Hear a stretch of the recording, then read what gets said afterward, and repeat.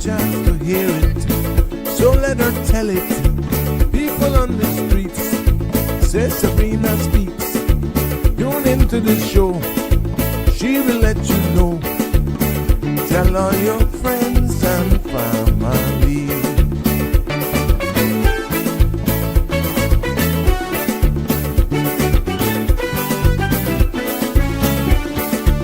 Real talk is no joke. You get the news straight up from grassroots and concerned. You can hear some people gone. So tell all your friends to tune in to Good evening, Cayman. I'm Sabrina Turner, and welcome to Sabrina Speaks, your daily dose of clarity, truth, and community insights. Every weekday from 5 to 6:30 p.m., we're tackling the issues that affect you, from national headlines to grassroots concerns. Whether you're in traffic or winding down your day, this is your chance to hear it straight and speak your truth. So buckle up, Cayman. We're not holding back. This is the show. We gotta let you know. Now we got to go.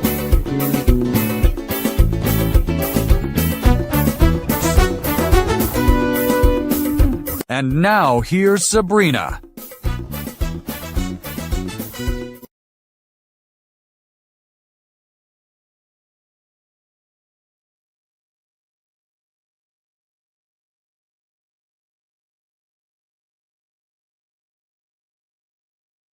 No, yes, I know it was mute. My apologies. Welcome, one and all. Welcome on this Hump Day Wednesday. Yes, it's good to be back with you as we continue to look forward to the weekend. That sounds like every day, right? You work for the weekend? Well, welcome to another episode of Sabrina Speaks, Voices of the Islands, Conversations for the World, and the podcast where voices rise, stories unfold, and inspiration takes center stage. I am Sabrina, and it's good to be back with you here this Wednesday evening. And tonight, yes, we're going to be breaking down a headline that sounds big, sounds global, sounds far away, but trust me, it has the serious potential of touching every single one of us. And what I'm talking about is the United Arab Emirates and the UAE. That's what you'll hear it as. And they have officially left OPEC. Now, you're going to be hearing a lot about this, and you'll be like, oh my God. Yes, what that is. Hold on. That is a group of countries that controls a huge portion of the world's oil supply. And I know some of you are thinking, good God, Sabrina, what does this have to do with me?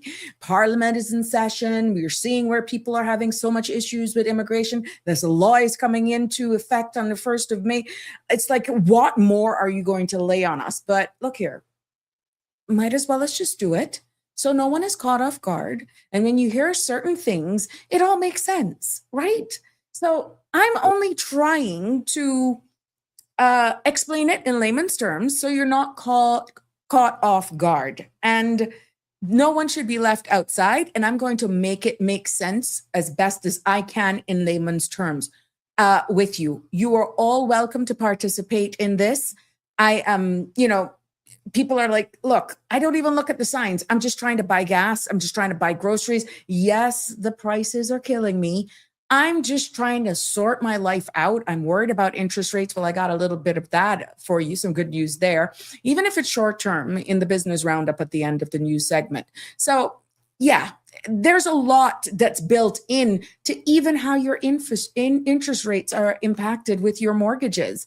So let me tell you, that at the end of the day, when a major oil producer steps out of the world's biggest oil club, yeah, it affects fuel prices. It's also going to affect shipping cost, inflation, travel, business as a whole, jobs, and the global economy. And that, my friends, it affects us right here in Cayman. It affects the Caribbean, and by extension, the entire world. And there are certain parts in the regional and international news is going to make it all make sense as well. So tonight, my aim here is to break down in plain language as best as I can No jargon, no politics, no confusion, hopefully, just facts and giving you clarity and understanding. Because when the world shifts, we need to understand how it shifts around us as well. So I just want you to know that, again, this episode of Sabrina Speaks is proudly supported today by Bridgepoint Immigration Consulting. Yes, help is on the way, Cayman, and a new consultancy will open this May with 25 years of real hands-on immigration experience. Yes, and expertise in-house as well. So Bridgepoint, your advocate in a complex system.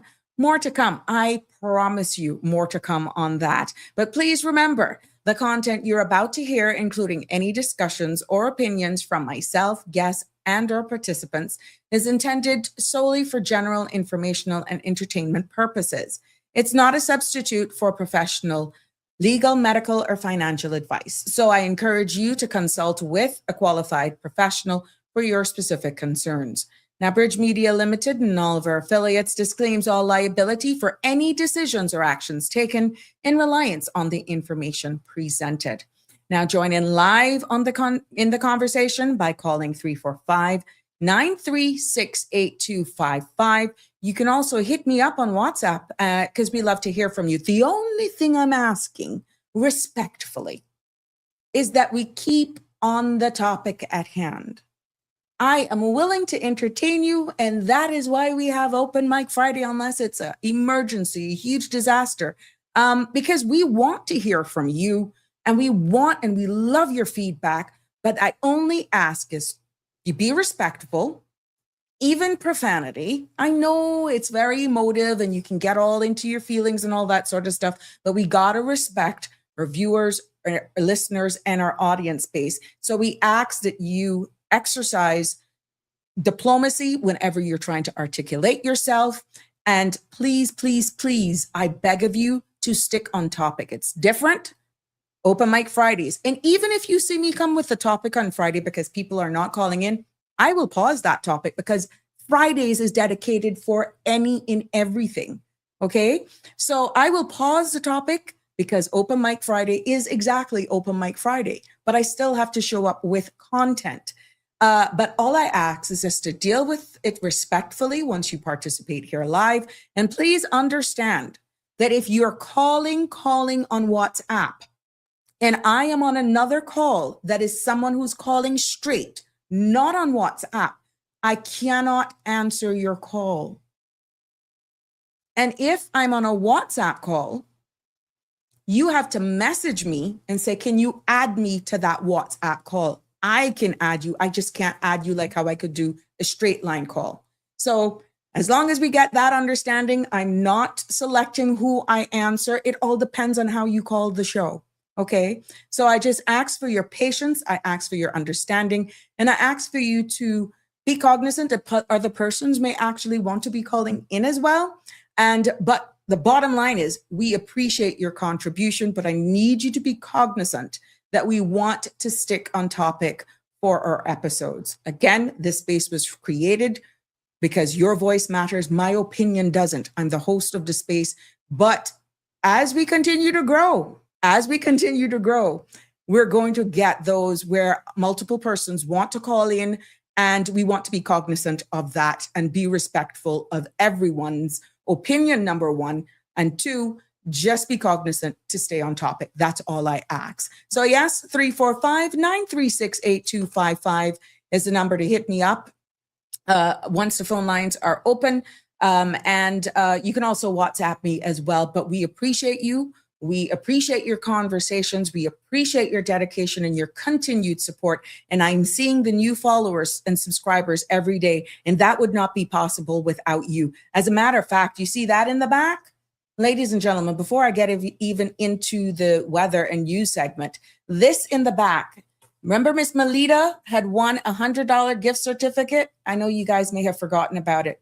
Well, when she heard the pain in Miss Shalma's voice, Miss Melita has regifted her $100 gift certificate for the Westing Spa service to Miss Shalma. That's the power of this space. So, Michelma, if you're listening, I will make my arrangements to personally get this to you, or you know how I will get it to you through one of my family members. Okay. So I'm promising you I will get this to you no later than this weekend. But again, Miss Melita, thank you for your big heart. Thank you for your generation. Thank you for actually being able to be so willing to help another and re-gift this to Michelma, because she hear the pain. And even though Miss Melita's birthday is coming up, she was open to just making sure she could give Michelma some time for herself to go pamper herself. And she has regifted this $100 gift certificate to the Westin back to Michelma. So Michelma, I will make sure I'll get that to you before the weekend is over. Welcome, welcome, one and all. It's good to be here with you again this afternoon, and let's get straight into the weather forecast. Yes, the synopsis calls for a weak ridge of high pressure remains over the northern Caribbean, and the chance for a few isolated showers remain possible due to limited moisture. Now, showers are in the forecast to be confined to the afternoon and early morning periods. Radar imagery show a few showers around the Cayman area moving westward. The forecast for tonight is calling for partly cloudy skies with a 20% chance of showers in the early morning. Temperatures will fall to the upper 70s and winds will be east-northeast 10 to 15 knots, and seas will be slight with wave heights of 1 to 3 feet. The forecast for tomorrow is calling for partly cloudy skies with a 20% chance of showers in the afternoon. Temperatures will rise to the upper 80s with a heat index near 97. Winds will be easterly at 5 to 10 knots, and seas will be smooth to slight with wave heights less than 2 feet.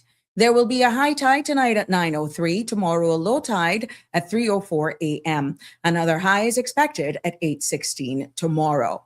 The sun will set this evening at 6:46 and sun will rise tomorrow morning at 5:58. The outlook is calling for similar weather conditions through Saturday morning. Thank you for my friends over there at the National Weather Service. That's our weather forecast for this evening and the forecast going out for tomorrow. Yes, it is perfect weather. I see you guys. Remember to share the link and let them know Sabrina Speaks is live as we turn our attention and our focus over to the news segment that's making the Sabrina Speaks platform this evening. Starting with local news. Parliament convened today at 2 p.m. for the fifth meeting of the 2025-2026 session. During this final sitting of the current legislative year, members are expected to be deliberating on a series of legislative changes that will shape national policy in the year ahead. Now, key debates include proposed amendments to the Airports Authorities Act and the Parliament Management Act, as well as measures focused on good governance, health, and public safety. Additional business will continue as the House works through the agenda for this sitting. Motions and other outstanding business are also scheduled as the House prepares for the new season. The Ministry of Youth, Sports, Culture, and Heritage is inviting the public to take part in the inaugural Heritage Month 2026, a month-long celebration of Caymanian identity under the theme Threads of Our Traditions. Now, the ministry says that the observance brings together cultural expressions across all three islands to tell the story of who we are as Caymanians. The celebrations begins on the 1st of May with a 3-4-5 day, followed by a free gospel concert on the 2nd of May and a national church service on the 3rd of May.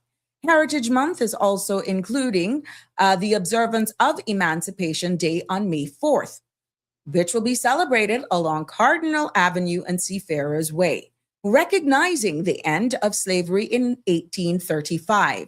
Now, the event will run from 3 to 7 p.m., featuring Cayman Islands folk singers, local performers, school dance groups, and special appearances by Swanky, followed by fireworks to close out the evening. Now, throughout the month of May, the public can also enjoy cultural events, exhibitions, and performances across Grand Cayman and Cayman Brac. The ministry is also encouraging full participation as Cayman celebrates the traditions and values that continue to shape our islands. More in local news, the Cayman Islands is strengthening its commitment to regional collaboration and effective utility regulations through participation in the 20th annual OPEC conference in Jamaica this week. Now, Finance Minister Ralston Anglin and UARCO CEO Sanjay Miles are attending, joining regional and international leaders to discuss climate resilience, digital transformation, renewable energy, and regulatory innovation. Minister Anglin says forums like OCCAR are vital for small jurisdictions, helping policymakers protect consumers while supporting sustainable growth.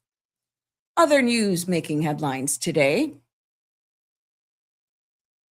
Cayman Islands gas station owners and fuel suppliers say petrol prices have reached their highest levels in years, driven by instability from the ongoing U.S.-Israel war with Iran. Industry leaders note that diesel costs should begin easing in the coming months, but warn that a full return to normal pricing could still be 7 to 8 months away. Other local news, the National Trust of the Cayman Islands says that it is strongly opposed to the proposed amendment to the Development and Planning Act that would give the Central Planning Authority and the Development Control Board exclusive authority in planning matters. Now, the trust says the change would override consultation requirements in other laws, including the National Conservation Act, and weaken essential safeguards for the environment and heritage. It is urging members of Parliament to reject the bill and ensure any future planning reforms undergo full public consultation. We will keep this, keep you abreast of those followings. You know, the House, like we said at the top of the hour, is in session right now. So yeah, we're going to keep an eye on that and how it moves. Let's turn our attention now into news that is making regional and international news for this evening. Pan Caribbean Sugar Company Limited says the recent contamination found in some of its packaged sugar products was caused by a magnet failure along the production line during manufacturing. The company says the malfunction allowed foreign particles to pass through undetected. Now, officials report that the affected batches have been isolated and corrective measures are now in place as the investigation continues. The United States Department has confirmed it will release a special limited edition passport this July as part of the nation's 250th anniversary celebrations marking the Declaration of Independence. Officials says that the commemorative design will feature historic imagery tied to the semi-quincentennial. The passport will be available to U.S. citizens applying during the rollout period, with distribution beginning through select passport agencies only. The Panama Canal Authority says the ongoing U.S.-Iran conflict in the Middle East is likely to push more global shipments through the canal. In a statement on Tuesday, the authority noted that instability in traditional shipping routes could redirect traffic towards the Central American waterway, which remains a major corridor for international freight. Officials says they are monitoring global conditions as they prepare for potential increase in transits. Now, you see what I was saying earlier on, that, yeah, it all ties in at the end of the day. And this is why we make sure that we keep you abreast of everything that's happening so that we are not left off guard at all. Oh, no, we're not. We're going to keep you abreast of everything that's going as we continue this evening. We turn our attention over to across the pond. Yes, Britain's News is reporting that a major overhaul of UK's pension system has been confirmed, with the new government moving ahead on plans that would require pension funds to increase investment in the UK economy. Now, according to the report, the policy is being advanced under the leadership of Chancellor Rachel Reeves, who now has the authority to implement measures aimed at directing more long-term capital into domestic growth. Further details on the reforms are expected as the government continues to outline its legislative agenda. And as we wind down the news segment, China is expanding its direct shipping routes to Africa in an effort to boost trade efficiency and reduce logistic costs across key corridors. Now, the move comes ahead of a planning zero tariff policy for 53 African countries that is set to take effect in 2026. Now, major ports such as Yantani and Tianji are already reporting stronger export growth and faster transit times. Now, officials says that developments signal deeper trade integrations between China and Africa, particularly industrial and the technology sectors. That concludes our news. Now let's wrap it up this evening with what's making our news for the business roundup right here on the Sabrina Speaks. U.S. markets closed lower today as investors reacted to renewed uncertainty around the interest rate policy. The Dow slipped to 49,141, while the S&P 500 and NASDAQ also ended the session in the red. Energy prices continue to pressure inflation, reinforcing the Federal Reserve's decision to hold rates at 3.5 to 3.7%, in what was the most divided vote since 1992. Fed officials signaled a higher for longer stance, noting that persistent inflation and global instability leave little room for near-term cuts. There we have it this evening, ladies and gentlemen. It has been that wraps up our news segment here for this evening, and keeping you all in the know here. Good evening, one and all. I see you're coming in slowly but surely as we continue to share and update with all of the happenings that are happening between here around the world, making sure we keep you in the loop of everything. Who's going to be rushing all you Americans that are here to make sure you get that commemorative passport? Who's going to be in the first of the line? We know you. We know y'all. Who is going to be jumping as well to make sure that they can get it? It'll be interesting. Yeah. Happy birthday shout outs to all of those who are celebrating a birthday, anniversary, or just celebrating life from all of us here on the Sabrina Speaks platform. And yes, our love goes out to you, and also condolences to all of you who are mourning the loss of a loved one. Yes, our thoughts and prayers are also with you. Connie Bonnie's in the house. Good evening, Auntie Sabrina, kinder, gentler world and crew. I realized that. You know what that was, right? I forgot to unmute myself because I was saving these beautiful images that you shared with us today, your orchids of the day. So no, I'm not blaming you. It's just trying to be an octopus with multiple arms and doing different things. But thank you so much for sharing this beauty with us, Connie Bonnie. Oh my gosh. It is, these are beautiful. Those are the flower of the day. Yeah, the flowers of the day, the orchids of the day. Connie is just killing us with lots of love here. And it does make a difference. I must say, it really does make a difference.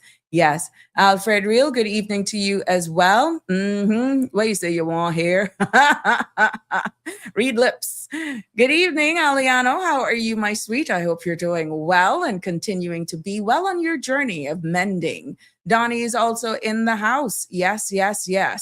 Alfred Real, Auntie Sabrina, if prices rise after global events, who should be held accountable locally when those prices never come back down? And are Caymanians prepared to change their lifestyles if the world economy becomes more expensive and unstable? Definitely, you can weigh in those questions as we think here on this segment. Yeah, good question to ask. But, we'll have to keep abreast of what's happening local. And we could only trust our officials and all of the agencies. How are we going to deal with this? Remember, we're importing everything. And let me get through the show, and then maybe these questions could be answered based on the information that you're sharing here. But we have been signaling this. And it's funny that Andrew actually commented and said Blessed Wednesday immediately after that, because Andrew has been signaling this for weeks. Andrew has been saying, what are we doing to be prepared for the realities?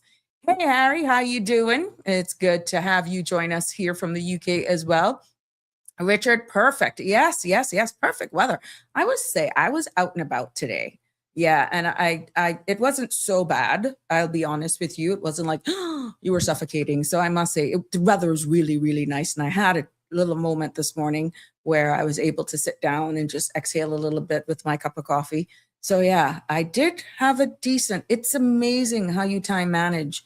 Like I'll bill my shows like the day before and try to just prep for the next day. Sometimes I try to do 2 days in advance just to carve out those moments where I can just enjoy just me time. Yeah. So I must say, Richard, I gotta agree with you here today. Leanne, hi. How are you? Welcome, welcome, welcome, my sweet. Yeah, North Carolina love is in the house. Marshall is here with us this afternoon. It's always a pleasure to see you on the stream with us. Damian Henry, good evening, all. There is a sacredness in tears. They are not the mark of weakness, but of power. They speak more eloquently than 10,000 tongues. They are the messengers of overwhelming grief, of deep contrition, and of unspeakable love. That's condition. I think that's a little typo, but I think I get what you say. Tears are powerful. They are, Damien. And again, thank you for your loyalty. Thank you for just keeping us abreast of, look at all these beautiful ones that are coming in. Yeah, thank you for sharing that with us. You are so loyal, like Connie and all of our other contributors here. All of you are becoming content creators now. You're helping me. God dug it. I love it. I love it. I love it. I'm loving the feeling. I'm loving the love. I got some more to come in. Leonard Franklin, tapestry of our DNA. Yeah. Yes. Sure, perfect words. Miss Lucille, yes, yes, yes. You're from the UK, still up, staying up late with us, along with a number of people. Sabrina, please give my deepest condolences to the Powery family and the friends of the passing of Neil. I am in pieces. He is like my son, and with respect he has for me, rest in peace, my son. Okay, I'm of course, I will do my best to make sure that this message gets to them, at least try my best to connect the dots. But yes, we shared those sentiments with you. Jimbo is also in the house, and as the message continue to come in and also comments and questions, let's take a break for a message from ESO. We'll be right back. So do not go anywhere. Please just share the link. Tell them we're on because we're going to be bringing up an important topic this evening. Yes, we're going to make it all make sense. The Economics and Statistics Office, ESO, is currently conducting the annual business surveys until June 12. The surveys collect information to answer questions like, how did the economy perform in 2025? In 2025, how much did foreign companies invest in the Cayman Islands? The surveys include all relevant entities that produce goods and services in the Cayman Islands. The surveys are confidential under the Statistics Act and are exempt from the Freedom of Information Act. Your response matters. Do your part. Fill out and return your survey forms to the ESO. Remember, better data, better decisions, better business. For assistance in filling out the forms or for more information, visit eso.ky or call 244-4676 or 244-4600. Welcome back to Sabrina Speaks, broadcasting live from the beautiful Cayman Islands. It's good to have you all with us this evening. Please remember, yes, Dress Down Day is this Friday. And you know they were having the shirts that are being set for sale. Wear Your Cayman Proud t-shirt. You can get those from the Intergenerational Hub. Now I got I must say I got a couple calls today and messages as well. A few of them, amazing, where they were saying, where do I find this place? The best landmark I can give you is next to DHL behind Price Right. It used to be the old Woods Furniture Building. It's right there. That's where these t-shirts are being sold. So we're encouraging you to come out this Friday the 1st in your gear. Yes. Go and buy your shirt if you want. And you know what? You would wear. We're doing a whole month celebration. So why not just go and get it? And maybe you can dress up with it, tag us in your picture, send us your picture, how you're going to dress down, but dress to actually kick off the entire month-long celebration. Or you can wear our Caymanian dress, or you can wear red or blue or white, a combination, whatever it is you choose. Yeah, we want to see those pictures as well. And you can tag using the hashtag Caymanian Proud and get the Ministry of Youth, Sports and Culture in on it as well. Yeah, and please don't forget the Saturday night. So Friday is dress down day. Come out in your colors. And then Saturday, all roads lead to the agricultural grounds. That will be the 2nd of May, where we're having this free gospel concert. And there are going to be Cayman Islands folk singers and other groups there that are going to be participating in this event. So this is free, free, free. Make it an evening where you just go out, grab some friends and just exhale and enjoy this comfort, this concert here that is put on by the Ministry of Youth, Sports, Culture, and Heritage. And also the church service, as we alluded to in the news segment, is going to be at the John Gray Memorial Church, kicking off at 11 a.m. That's on Sunday. And Sunday, May the 3rd from 11. So join for this special church service in observance of our Heritage Month that is historic, because we're going to dedicate the entire month of May to Heritage Month. And then we know that Saturday the 2nd of May also is the Children's Badabanu. Were you guys aware of that? That kicks off, my friend, at 3 p.m. and it's on Cardinal Avenue. Now, this family-friendly event will bring the streets of Georgetown to life. It's expected that our kids from the various schools will be in vibrant colors, and there'll also be music and dance and culture as well. So this is the kids' Badabanu. And we know these kids do a lot of choreography there and all of that good stuff. So you want to go out and celebrate our kids this Saturday. So lots are going on, lots happening. Yeah, so the kids are in today.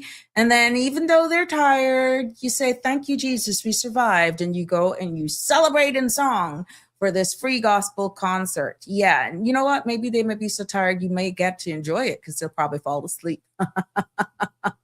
And then, of course, it continues. Then you go to church on Sunday as we kick off into the new week and embrace all of the festivities that are going on. Can't say we're short of stuff here to do in the Cayman Islands. Oh, no. Donnie is sharing some beautiful images with us this evening as well. Her orchids. Yeah, look at these, Connie Bonnie. That's Donnie. That's one. And look at this other one. Oh, my goodness, Dawn. Thank you for sharing this. So I got my plant lovers section, and we got all of the other stuff that is going on. So thank you, ladies, for sharing this. And anybody else who has other flowers or showing off their green thumb, you want to share them with us, of course, we are more than happy to share the love here and share it with you as well. Jim is sending howdy to Connie. Yes. Yep. Thank you, my sweet. Debbie Bodden is here with us this evening. And Harry is, okay, your UEF. Okay, that's in regard to the sub. Okay, I'm going to have to flag these so that people will know what we're talking about. So I'll come back to these comments from Harry in a bit so that it all makes sense, because we don't want to lose people. And Aliano says, getting there, just stress without the NAU or DAF running my girlfriend through crap about her Caymanian papers. Really? Getting there, just stressed out with NAU and DAF running my girlfriend through the crap about her Caymanian papers. Oh, really? Okay, we'll have to peg that one so that we can probably see a little bit more. 9368255. Tell me some privately, and let's see how we can navigate that together. Maybe it's due diligence. I don't know. Yeah. But this exhale, there's always a reason. And what we're seeing right now is the innocent is suffering for the guilty. So, interesting times. Yes, you are more than welcome, my love. Damien. Oh, a deep, sincere. Oh, okay. Sorry. It's me, my love. Not you at all. Thank you for the clarification. Sarah Curtis is in the house. Good evening, Miss Sabrina. Do they know which roads will be closed for the kids' Badabanu? I can ask that question, Miss Sarah, for sure. But Cardinal Avenue is in the middle of town, so I don't know if they're going to be doing a mini loop, but I'll make sure I will do that. And if I get it before the show ends, I will share it. Otherwise, you can look at the Sabrina Turner community thing and we can, let me message them now.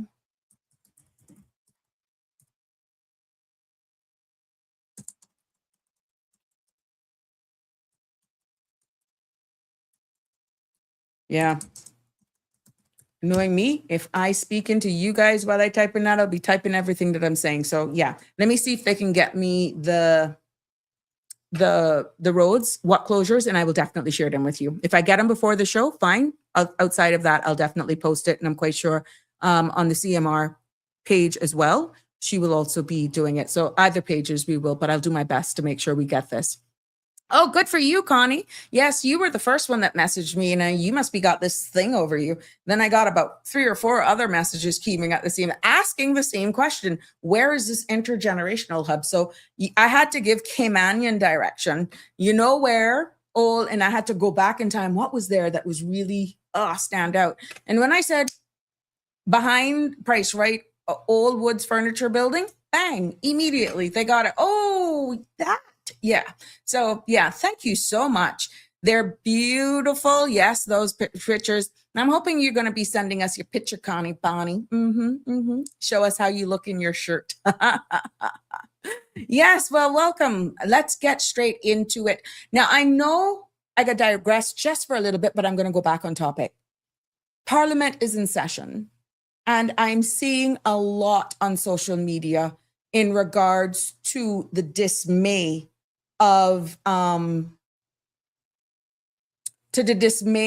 amendment that is being a bill that is being tabled by MP from Bordentown West. That's MP Chris Saunders, and it is an amendment, development and planning amendment bill of 2026. And we know that there has been some disheartening. People have some concerns and about that, what it means, to the point where it's really bothering people. Where are we going? Why are we removing some of the guardrails? They're not listening to us. Why are we so loose with just protecting our environment and all that sort of stuff, right? This is a bill, and I'll only say this much on it. This is a bill for the government who has the numbers to consider. Under the standing orders of Parliament, any member of the opposition, they do not have to be a member of the sitting government. Under the standing orders, private members' motion can table a bill, a piece of legislation, recommendations to actually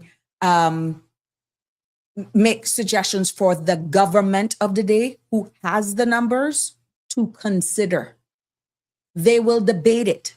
The motion is moved and tabled before Parliament for open debate, justifying why. And then the floor is open for discussions, for debate in the confines of that bill to be debated by both sides.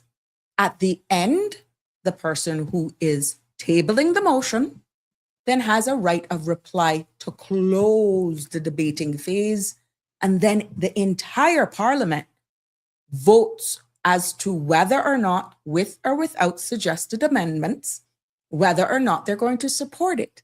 Support in this case means the recommendation. Yes. So it is a bill, not a motion, okay? So once the bill is tabled, it is open for debate. Remember, saying public consultation needed to be more. You still have an opportunity to call out. And I can see why some of you, Sustainable Cayman, I reached out. They have some big posts on their page. The National Trust is reaching out. We have individuals that are being vocal on social media as well. Remember, I said, when these things actually happen, it isn't the end of the road, even though some of you feel that your voice does not matter.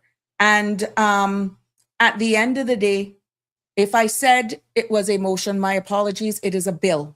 So you just have to hear it out.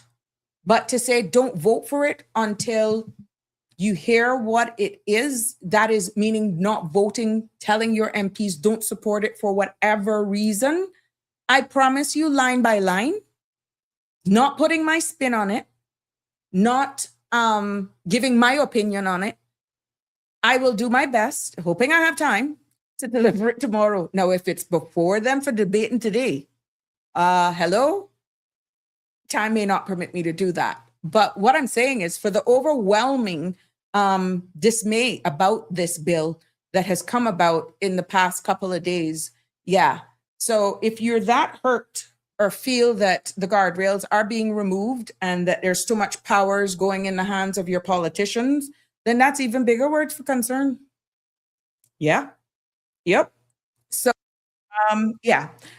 You know, the phone lines are open. 936-8255 is the number to call. The phone lines are open, but so we will just keep you abreast of all of the happenings. You know, Parliament is in session. We will just have to play it by ear right now. But the power of social media, we will keep you abreast of what's happening. If it's on the order paper, you know, who to tell? There is always that possibility that a bill can be withdrawn. We don't know. So pray to your gods that that is the case. Okay? You're listening to Sabrina Speaks, sponsored by Bridgepoint Immigration Consulting, opening this May, 25 years of real Caymanian immigration expertise. And Bridgepoint is your guide through the process.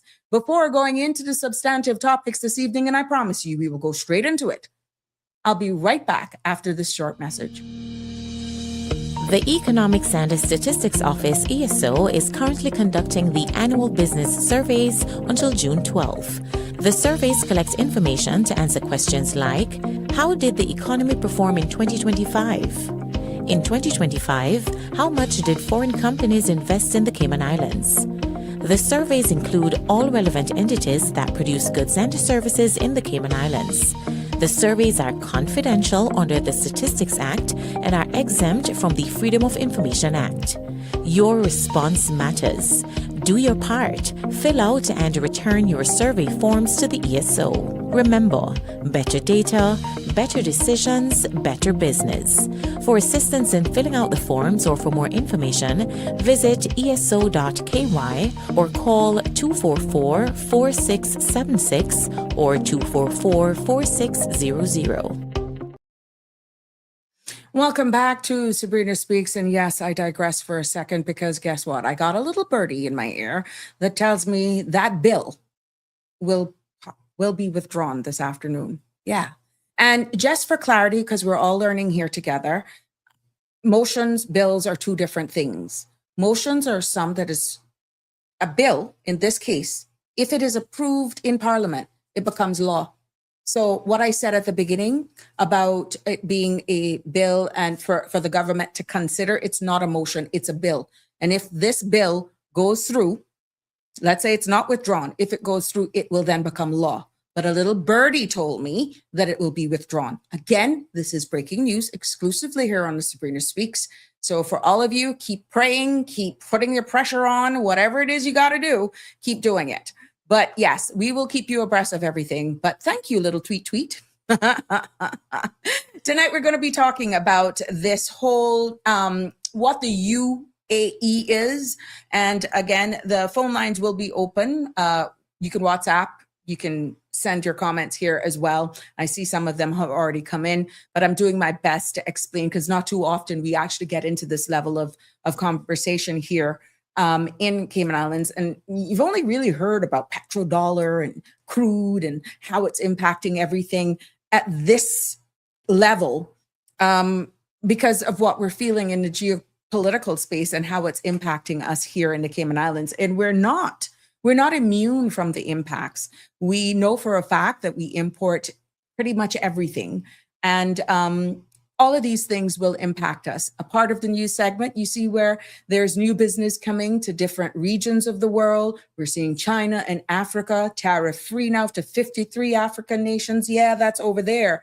But look, they're putting their chips on the table and trying to be sustainable in their own space. And then we here on the Western side, you're seeing where the Panama Canal is getting their act together and more stuff is going through, more ships are passing through. Look, we are resilient people.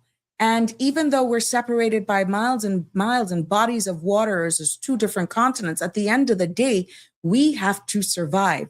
And even though these things are reality, they're going to impact us, which is why I felt when the news broke yesterday about the UAE pretty much pulling away, I felt it was necessary for me to do my best in breaking this down in layman's terms and put it into context with how these impacts can impact us. You see where the feds are holding the interest rate, so they haven't dropped anymore, they haven't increased, and all of these would impact your interest rates unless you got a fixed mortgage rate, interest rate. So that is good news for now. But you know, it still leaves you on the fence because you don't know whether it's going up or down because of all of these things that impacts something as simple as your mortgage. So everything is tied in, from the clothes you wear, the car you drive, to the simple little needle. Yeah, everything is impacted by what's happening right now. So let's get straight into it and let's just break it all down. We're going to start with the UAE. You're going to hear me using a lot of acronyms this evening, and that is because it's easier to just get through it, but I'm going to do my best to break it down for you. So when you read these things, you may hear them on news shows, it will all make sense to you, and it doesn't sound foreign because it's not terms that we normally use every day unless you're in a specific industry or you manage portfolios that are directly related to this industry. So we're going to break it down as best as I can. Now, the UAE stands for the United Arab Emirates. And what this is this, it may be small, but a very wealthy country that's in the Middle East. And it's made up of 7 emirates. Now, that one blown away from me because when I did my research, I only knew of, Dubai. Really, you didn't look at how it is actually structured. But in case you didn't know, it's made up of 7 emirates. And we already know 2 of them because, yeah, that's predominantly what we hear of. That's Dubai and Abu Dhabi. Yes. Dubai, is like, everybody's dream. I want to live like those. That, my friends, is the flashy one. Tall buildings, tourism through the wazoo, and business booms. And yeah, thank you, Eliano, who says Emirates are like districts. Yes. And Abu Dhabi is the quiet giant, is what we're describing it as, because that's where the oil money is, in Abu Dhabi. Now, OPEC, yes, that's the organization of the petroleum exporting countries, OPEC. Think of OPEC like a big group of shop owners who all sell the same product. And this product, my friends, is oil. What they do is that they meet and decide how much oil they'll put on the shelves so that the price doesn't drop too low or raise too high. Now, countries in OPEC includes countries such as Saudi Arabia, you got Iraq, Kuwait, Iran, Venezuela, Nigeria, Angola, Algeria, and until recently, the UAE. Ryan, it's been a minute. How are you, my love? This is why I had to get you out. I had to use crude oil to bring you out. OMG, the cartel, he got him labeled. Good to see you, my friend. I hope all is doing well. But when you see the UAE walks out of that group, it's like one of the biggest shop owners saying, I'm done following these rules. I'm going to go and do my own thing. And that, my friends, was their stance yesterday. And you may ask then, why the heck did they leave? Some are saying, finally, they left the cartel, as Ryan so rightly said here. And Harry's saying, but remember, each Emirates is a monarchy with near absolute power over international affairs. Interesting. Yep. Sandy's in the house. You're not supposed to be on vacation. Things are just fine and fabulous here. Hope you're enjoying your vacation and thank you for stepping in.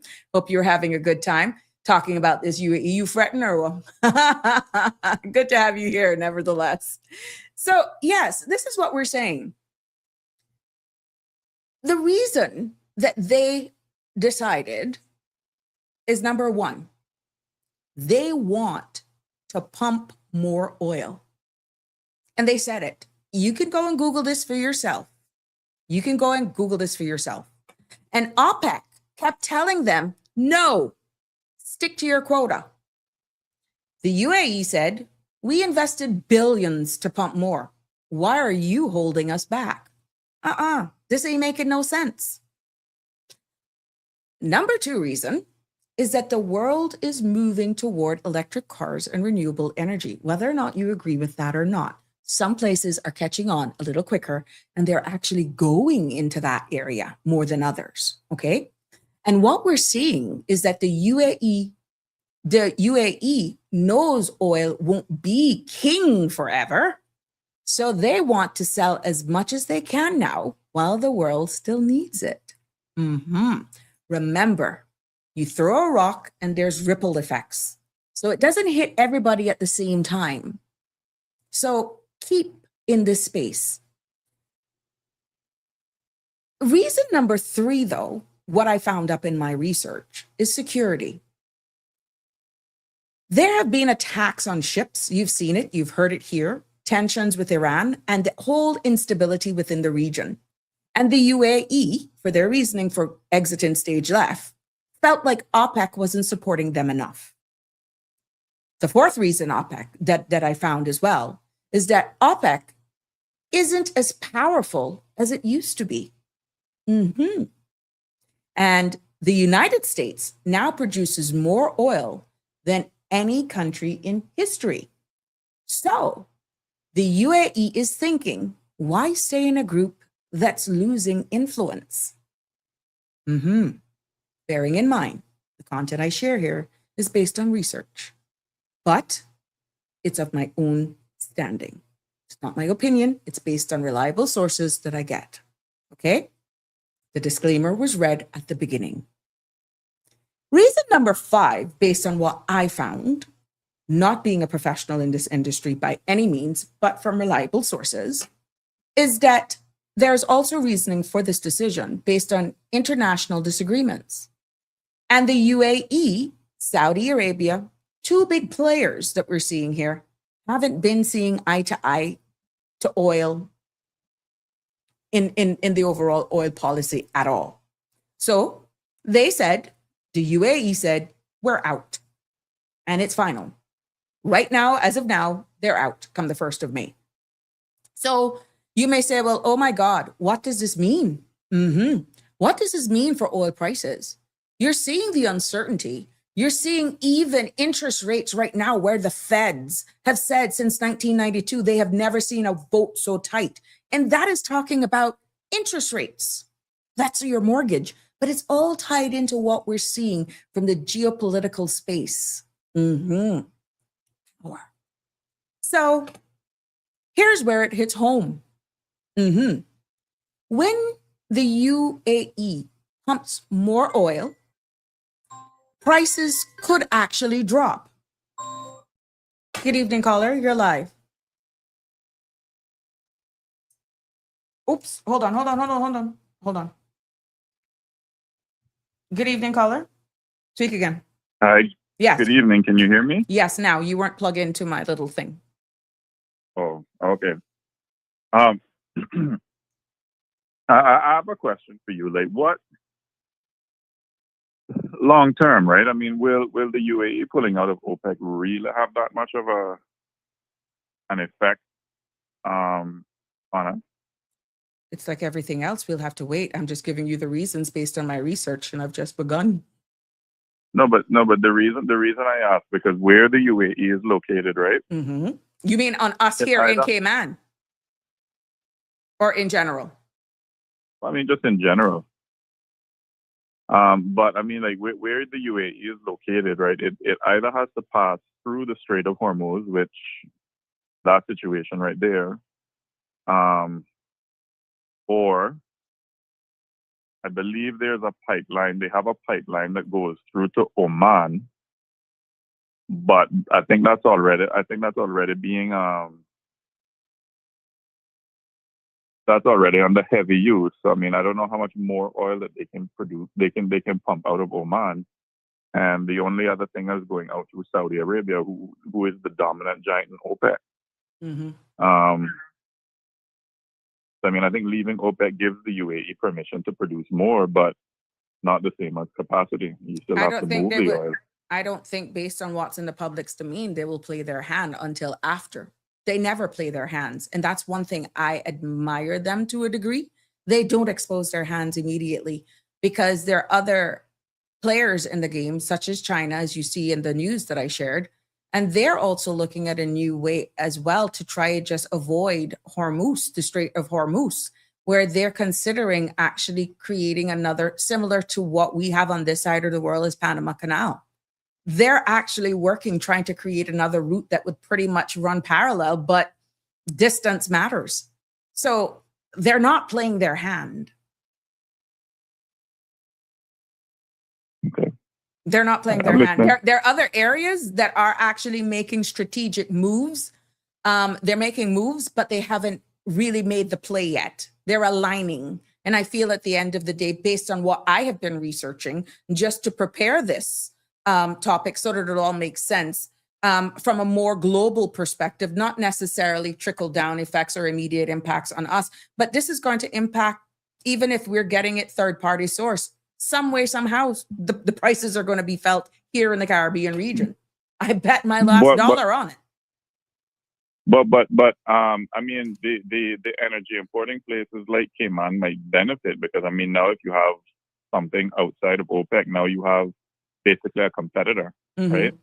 And usually where there's a competitor, markets, you know, like the consumers are who benefit when there's competition. But I mean,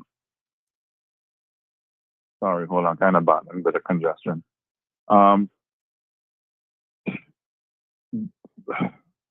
Local costs depend on shipping, storage, and you know, contracts and duties, and you know, supplier pricing and business margins, and you know, how quickly savings are passed on to consumers. So I mean, even if the oil prices fall, I don't see Cayman feeling it right away because. But that's what I said earlier on. It's a ripple effect. Come down like feathers. Yeah, it's a ripple effect. It doesn't hit us direct. It can hit us indirectly. And it's only a matter of time that we may see it in other things. We don't have to see it directly. So I'm listening. I see where Harry commented the UAE and Saudi are building a new pipeline across the peninsula to pump extra oil out of the country, not using the Strait of Hormuz. I know I'm not going crazy. No, right, but my point is that you have the UAE who has just now left OPEC, right? Saudi Arabia is still in OPEC. But we don't know how much more we plan to exit. Well, what I'm saying is that if it is as it stands now, how can UAE, who has left OPEC, pump oil through an OPEC country? Well, who's the king of the OPEC? You know, the most dominant one in OPEC, and like not, you know, it's like, oh well, you want to leave us, you want to pump it through us, you know, we'll add. You have to pay us to pump it through us now. Right. Well, we'll just have to wait and see. I don't have that crystal ball. I'm just delivering it in its raw form, which is what I do here. To answer direct questions like that, I'd be honest, it's thought provoking. But we got to start somewhere, and I'm just scratching the surface. This is a developing story. It pretty much changes every time you go to bed and wake up because they're a day ahead of us. So a lot of that I cannot answer, which is why I am preparing us for these conversations so that we have a baseline. Well, For those who are all right. following it, you are able to ask those questions, but the average person is just not even beginning to wrap their head around it. And that's all I'm trying to do, is bring it in layman's terms as to what we're facing to come with this decision, because it has made news. It has been in circulation, and people are asking the question, well, what does this mean? So I'm answering what it means. All right. Well, plenty of lifestyles going to change here in Cayman. Well, we're saying that, but then at the end of the day, we're asking then the same questions. Do we still have to deal with what we're seeing with crude and all this sort of stuff, looking at looking at how our utilities right now is run? Will LNG be something that we're talking about in the near future? We'll be looking at another form of thing for running our energy. When you look at all of those crude oils and other forms of commodities, is this a signaling times that we have to look at other types of fossil fuels? We don't know. I'm just throwing that question out there. All right. I'm listening. Thank you. All right. Sure. Harry says, so his comment was, so they will be able to ship out extra 1 billion barrels without being subject to the current supply chain bottlenecks, because it would violate Saudi's quota, as it isn't them pumping the oil. It is a non-member merely using a pipeline that happens to run through their country to pump their oil. Yes, and Andrew's commenting saying the Chinese are dominating the EV and car market, killing American car sales. European, Japanese, in addition, solar energy is dominating by the Chinese as well. All of this is about dominance, and BRICS, Brazil, Russia, India, China, South Africa, forming their own currency, cutting out the US dollar for trade. Now, Trump stated this in the 2019 with his trade war. Coincidentally, that was when COVID started, December of 2020. Lockdown was implemented, and the Chinese were implicated as the guilty party, US car maker. Then it stopped there. So there we go. There's a lot of things, and some people will hear this and probably say, oh, it's conspiracy theories, but you can't just look at one source, which is why I go to multiple sources when I actually prepare these episodes. And it's amazing, as I'm preparing to deliver, keeping focused on what I'm delivering, different countries and different areas are doing things, and you're like wondering, oh, but is it tied to that? And then you're coming in like an investigator, and then you're looking at where we are here, and you're seeing what legislations we're putting into place. We're seeing how we're speaking, and their bits and pieces appear to be missing from how we are articulating. And that's because we are governed we are an overseas jurisdiction. So the bigger talks that are being had because we were a child of the United Kingdom is why it appears sometimes as though there are gaps in what we're saying. It's because we're not independently speaking for ourselves. We're seeing where other CARICOM jurisdictions are aligning accordingly. Some may agree to disagree that, oh, well, they're going to be in more problems than us because we're somewhat sheltered, protected as a BOTC. But you're seeing what they're doing amongst themselves, quite similar to what is being reflected in the other part of the world as well. So to tell you that sovereignty and those CARICOM countries, independent countries, are not doing what they have to do to self-sustain, to make sure that they can sustain themselves, if the trajectory appears that they have to try and go around the great US to make other alliances with other countries as far as Africa, you got another guest coming. They are actually doing it. You saw where Venezuela the other day before yesterday, I think, was in the Barbados. And you see her, she is the interim or acting premier or prime minister for Venezuela. And she's making her rounds through the various countries, Caribbean states, small island development states. Again, it all makes sense. They are talking. We don't have to do that because we're not independent. We're not. Who's doing our talking right now? Had dinner with the President of the United States last night. Yeah. And making nice jabs at him, I must say. He does have a sense of humor. On the man's own soil, he is making some serious jabs. That's who's talking for us. King Charles. So we're not at those tables. And we just have to unify ourselves, brace for impact, be alert, be educated, be informed, know as much as we can, so that when someone comes to you speaking stuff, you can say, I need to challenge that because that not making much sense. What are you talking about? And that's why we bring it the way we bring it here. Being a British overseas territory is a protection from the outside powers, but also limits how much Cayman can speak for itself and take action with CARICOM. Exactly what thank you for actually endorsing that. Yeah. So a lot of the times you will hear the likes of Denny, even Alfred, some of the topics that I bring up here, you'd be like, how it does, please connect the dots to see where it's relevant. It is very relevant. Trust me, it is. But we're not doing the talking, as Harry has confirmed, because we have been spoken for by who is right now in the United States of America.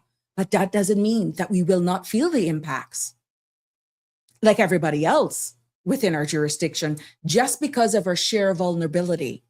So when all prices swing, there is a possibility everything else swings with it. From gas to groceries, airline tickets. We're seeing where countries right now in different airlines are warning people for summer travel. Double check your airlines to see if they're going to be in operation, especially those long haul flights. Or when you go to those long haul destinations, you may be wanting to do different country hopping. Double check to see if those flights are still going. From shipping costs, construction, building material, we're seeing where there was fertilizer having a problem for our crops, for our farmers. Certain summer fruits will be probably impacted by all of the Straits of Hormuz being blocked. Yeah. So this is going to have worldwide impacts on us. And at the end of the day, electricity in some countries are going to be impacted by it as well. Stability. We are blessed, but we're still not out of the woods. Oil, my friends, is like the heartbeat of the global economy, whether it's a direct impact or an indirect impact, whether we're feeling it today or we're feeling it 7-8 months down the line. Hello, did you see what they're saying? Stability, maybe.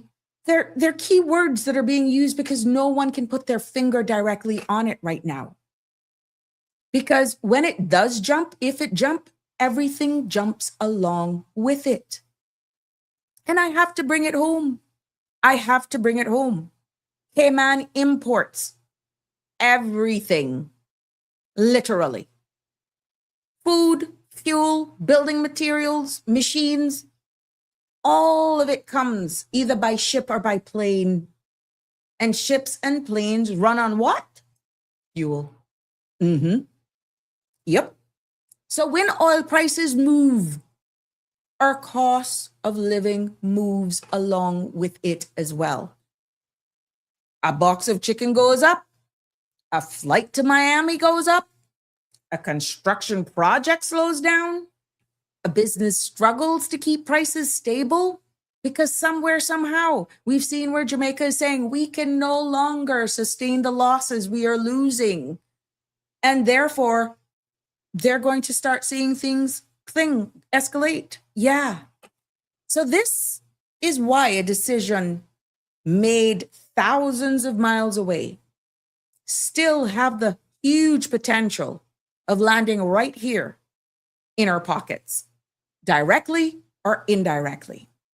So Aliano is saying, let's be serious. How can Caymanian play in this market when we don't play?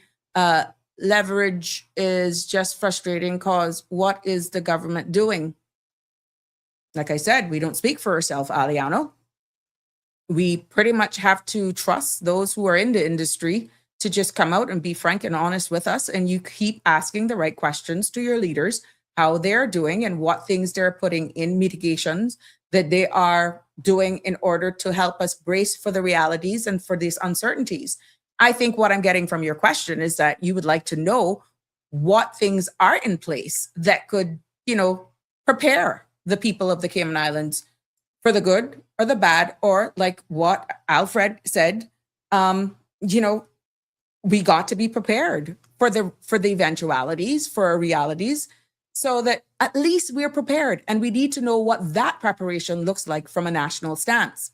Andrew says Venezuela president signed agreement with Barbados Prime Minister Mia Mottley to be the hub for Venezuela's products to the Caribbean islands. I wonder how Trump has not intervened on this, as he is the big ruler with his iron fist. Up against who? Mia Amor Motley? The no for frightened. And I'm a horrible singer. Yeah, that's interesting. You think the lady, hey, trust me, agreed. But let's see. Let us see. Harry says, I think Denny fails to understand that the Cayman Islands can't bubble itself. It is a tiny power that admittedly punches well above its weight, but there are several caps on power. Okay. Andrew says, my question is, how will Cayman Islands survive? We don't have anything to trade or export. You could see the lines at DFA getting longer if businesses start to close. If the environment becomes to the point where it's just not making ends meet, you're quite rightfully saying it. I just feel that we need to hear something. Maybe you will hear that. Powers that be are in Parliament right now. What are they going to be saying? I don't know. I can't speak for them. This is what you're asking. It's really, really interesting from a national perspective. And this is not no loom and gloom. Please don't label it as we're creating no loom and gloom here. We're just having real conversations that, trust me, the conversations are being had, but they're being had in certain circles. People are actually watching all of the markets. Bloomberg, oh yeah. If you don't even understand it, listen. They got reporters there breaking it down for you. Bloomberg. If you got Firefox, find Bloomberg. It talks about all of these things. Yes. And it prepares you for the realities. The geopolitics. If the UK struggles to have a global impact or bubble itself, God knows how Cayman could do so on our own. Ari, you hitting it hard this evening, but with sobering truths. And what I can tell you, if that is the case, then we still have to abide by the rules because we're not independent. Another question that came up in my thing is that who supports the UAE then? Because the UAE is not a standalone. They have strong ties, and guess with who? Subject to change without notice, because we know how that leader goes. But right now, they have strong ties with the United States military, business, and technology. You hear what I said? The UAE has strong ties with the United States military, business, and technology. And they also have long-standing ties with Saudi Arabia. And even though they disagree sometimes, they still have strong ties. They have deep economic connections with Europe as well. And they have massive investments funds, some of the biggest in the world. Yeah. So when the UAE leaves OPEC, they're not walking out weak. They're walking out strong based on their current standing right now. And there is going to be power struggle, And that is exactly with the same Saudi Arabia. You're going to have the UAE versus the Saudi Arabia. That's the elephant in the room. because they're all bracing for impact for how they're going to survive in this market, actually trying to circumvent maybe one individual or a few others.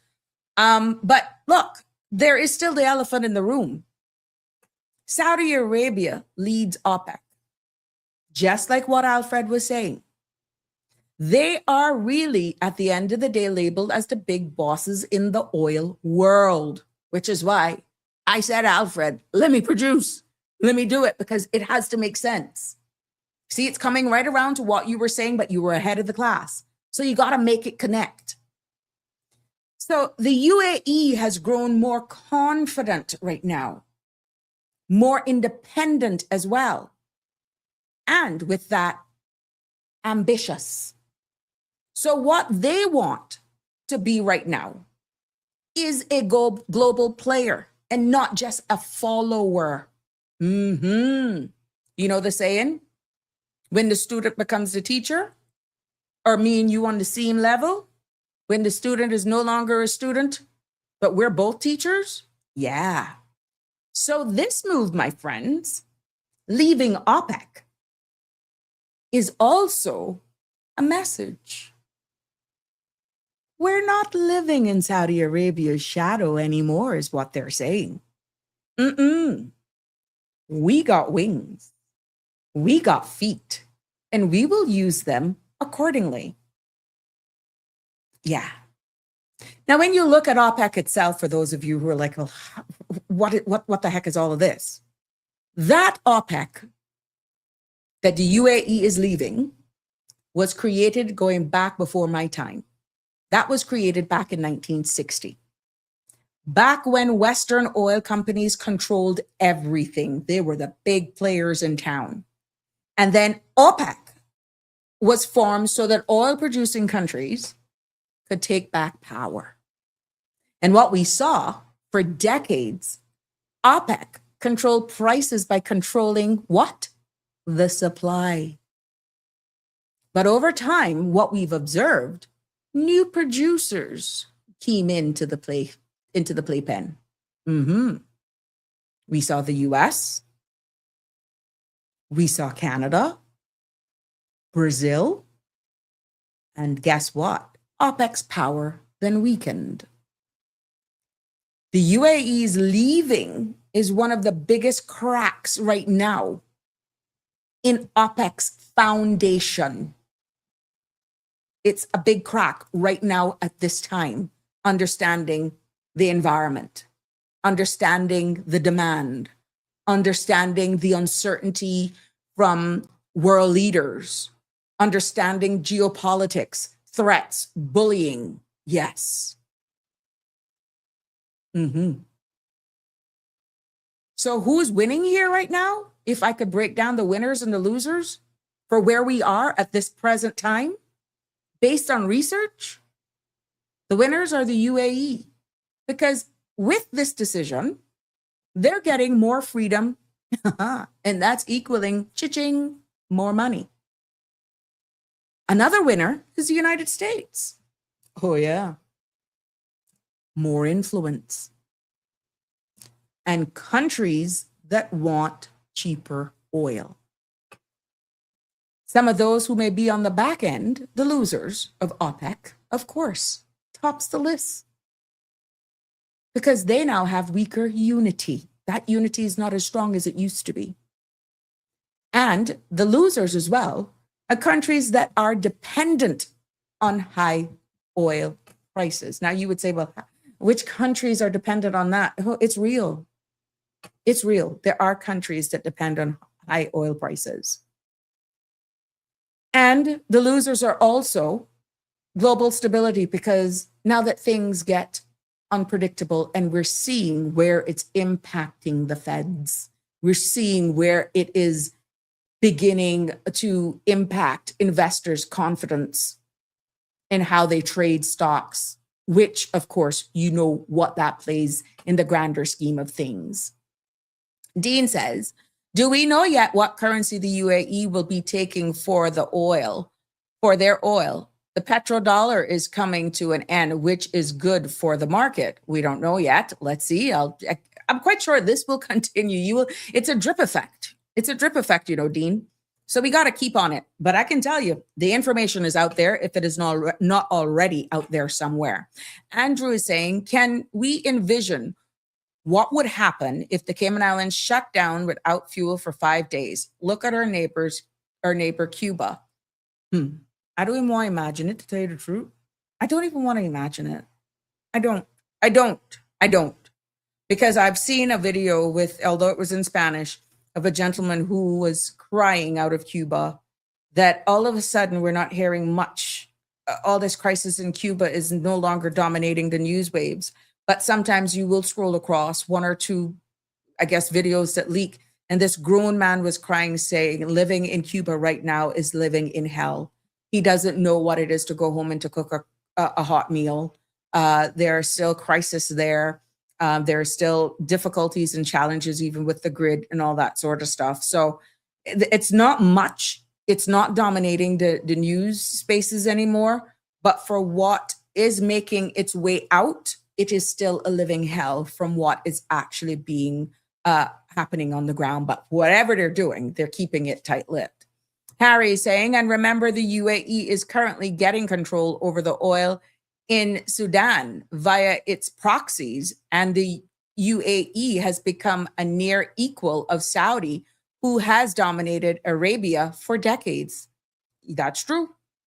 So Aliano is saying, why don't the government remove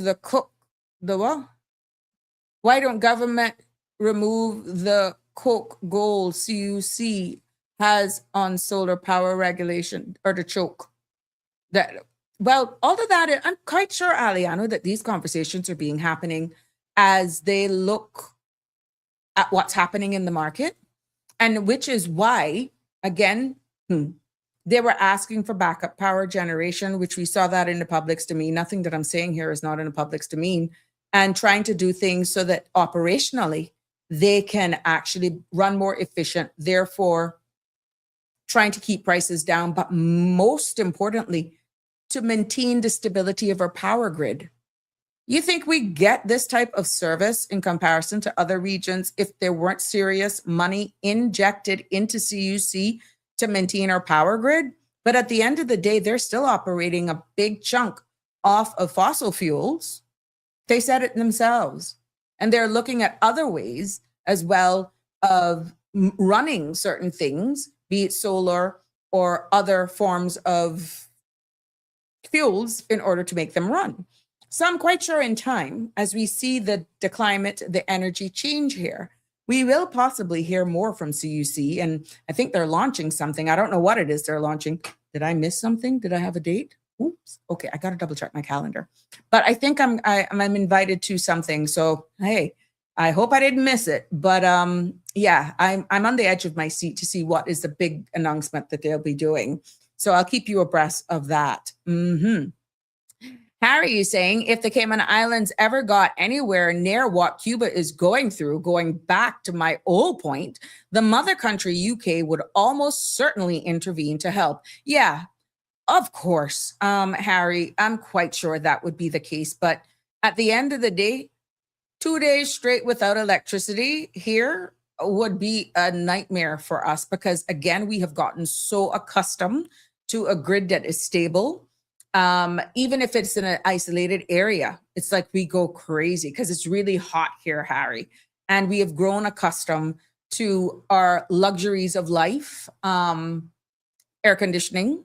So any form of discomfort is like the end of the world. We know we've experienced Hurricane Ivan, and we have had motor vehicle accidents or transformers blowing because of hurricanes or tropical storms. And sometimes our power supply has been interrupted for sometimes 2-3 hours, and it's like the end of the world. You don't appreciate the infrastructure and all of the work that CUC do until we have gone through either a tropical cyclone or a hurricane or something like that, or how quickly the crews at CUC respond to get back service. We don't appreciate that. That's not for free. Yes, can they do a little bit better?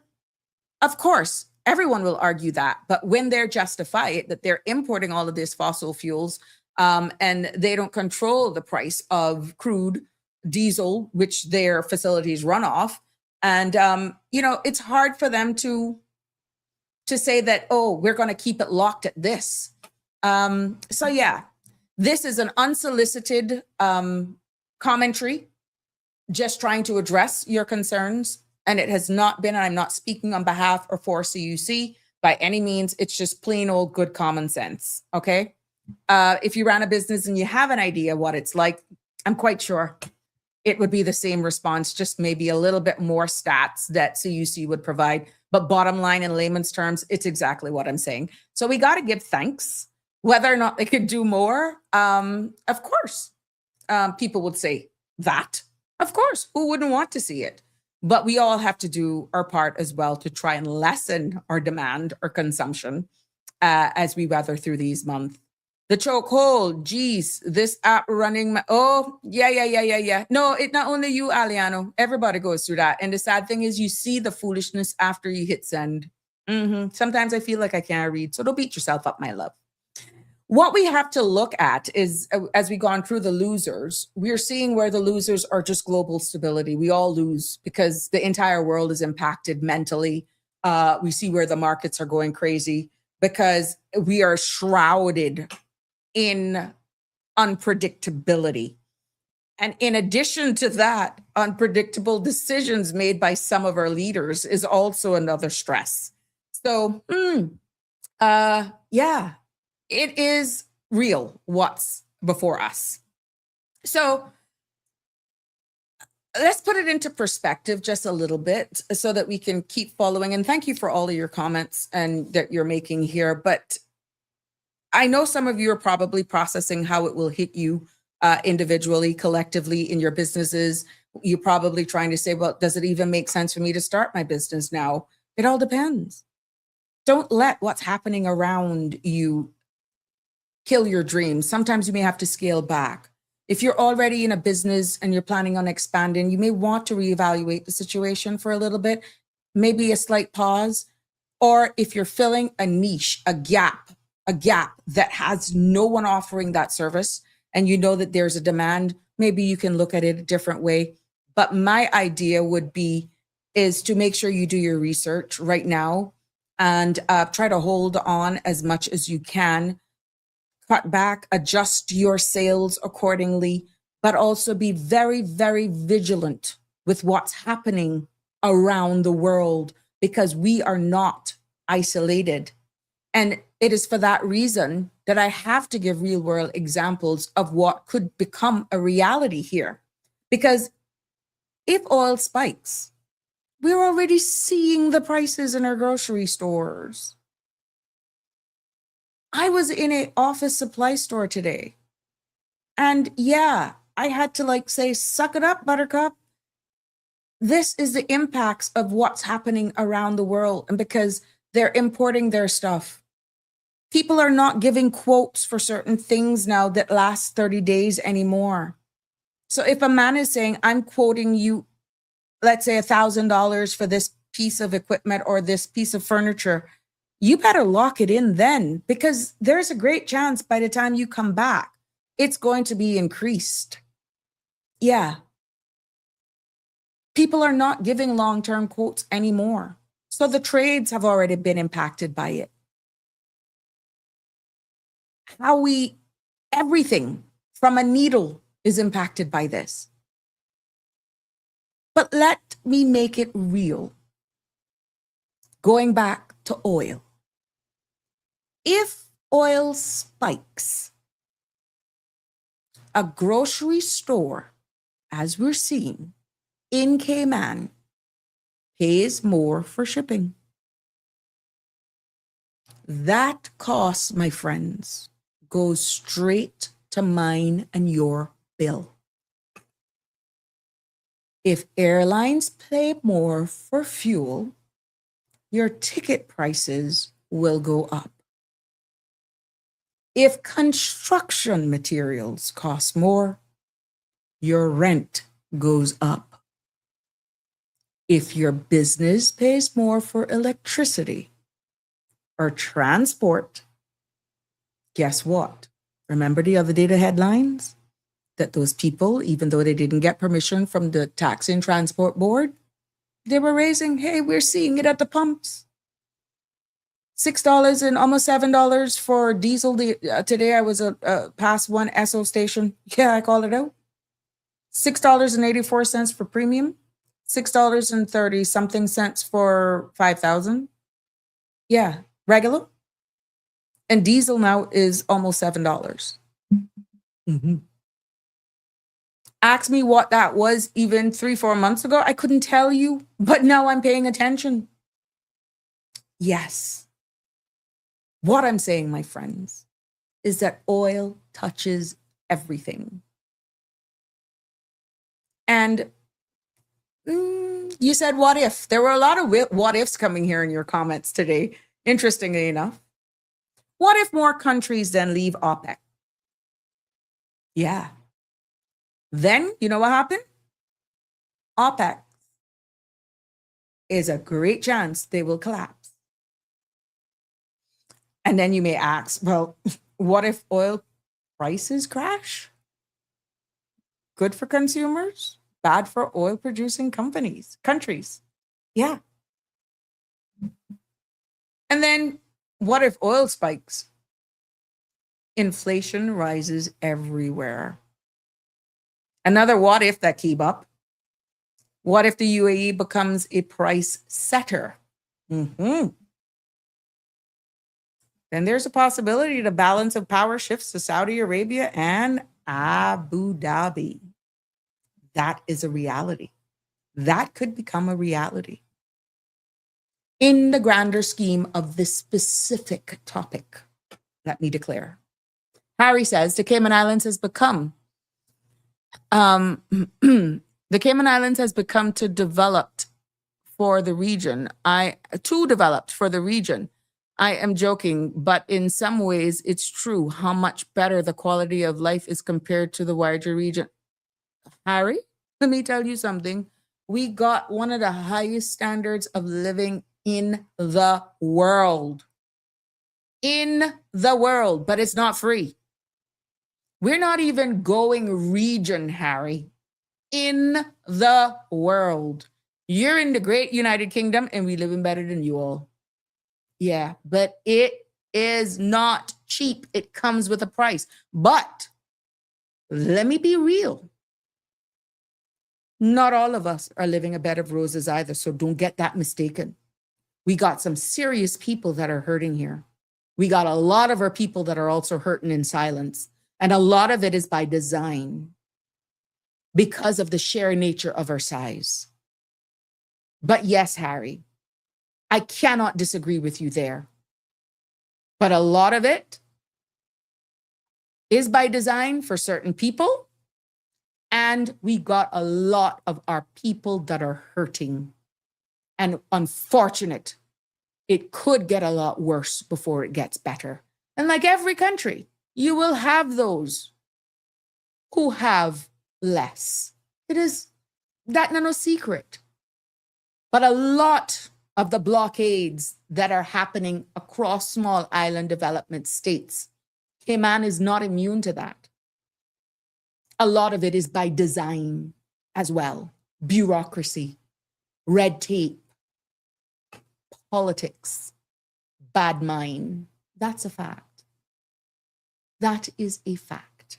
And we call it and we say it as it is.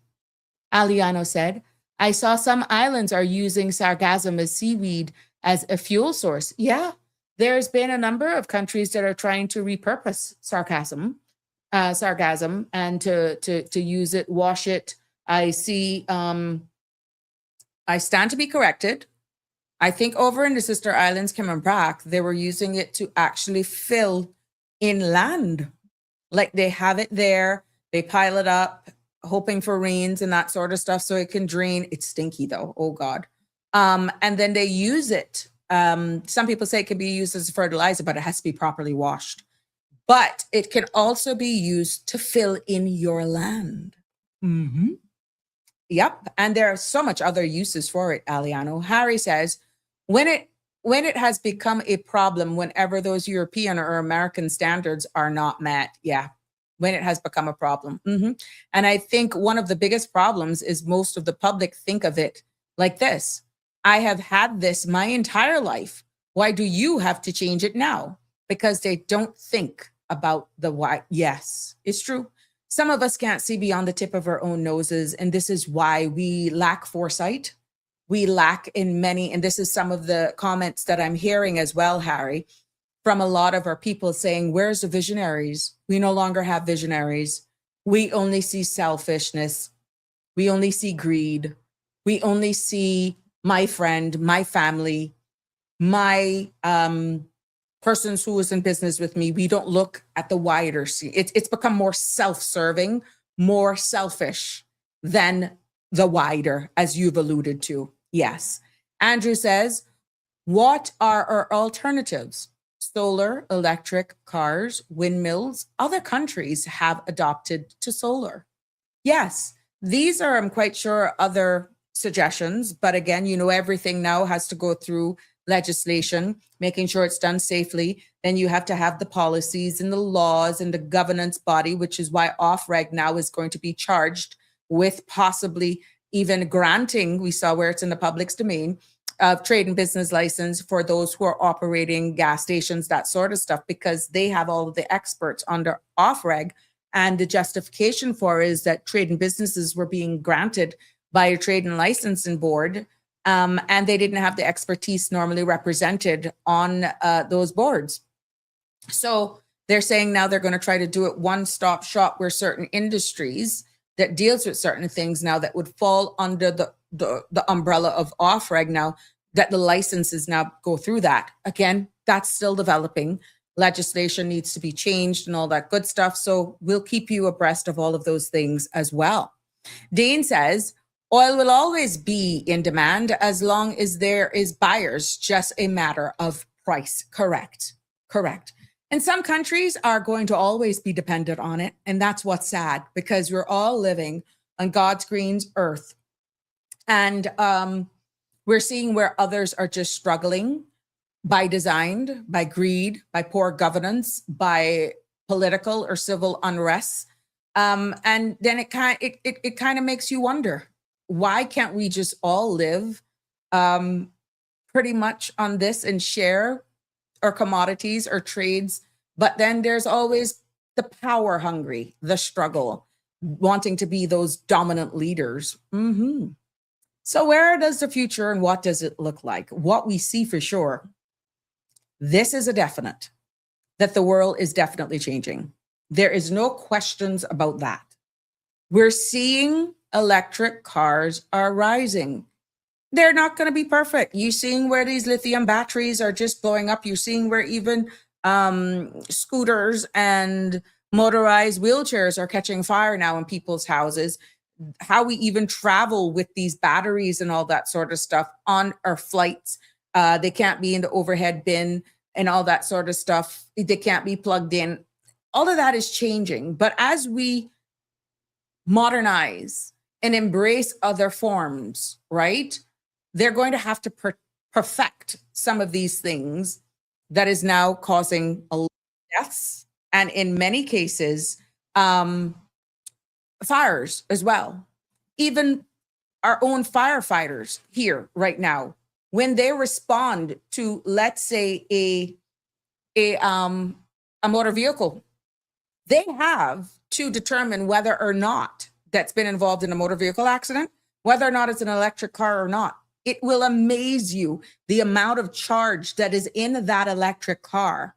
And worse, if it catches a fire, regular water is not going to take it out. You literally have to let it burn out. This is training that our firemen and women, our first responders have to be aware of, because those vehicles have a charge all over them. So the rules of the game are changing with even how we respond to motor vehicle accidents, how these cars, these hybrids, these electric vehicles and stuff are even shipped, understanding our temperature, how they are properly disposed of is another problem. That is a bigger environmental problem that we're having here on this island. Yes. And I got a link oops, let me just pause that here. There will be government addresses energy cost. I wonder if I can share my screen. How long is that? It's a 2-minute 28. Yeah. So government is going to, ooh, interesting. Thank you for sharing this with me.